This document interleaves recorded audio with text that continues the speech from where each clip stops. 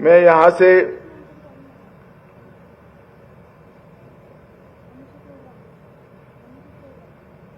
जो धार्मिक स्थान क्षतिग्रस्त हुए हैं और कुछ रिहायशी इलाकों में भी वहां के लोगों को मिलने जाने वाला हूं।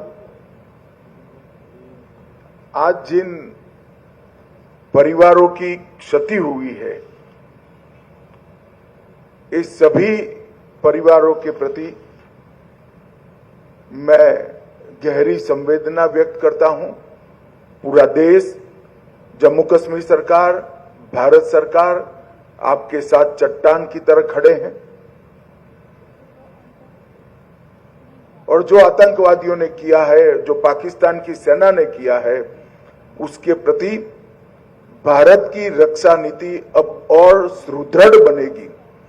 प्रधानमंत्री जी ने बहुत स्पष्ट कर दिया है कि टेरर और टॉक एक साथ नहीं चल सकते, टेरर और ट्रेड एक साथ नहीं चल सकते, खून और पानी एक साथ नहीं बह सकते।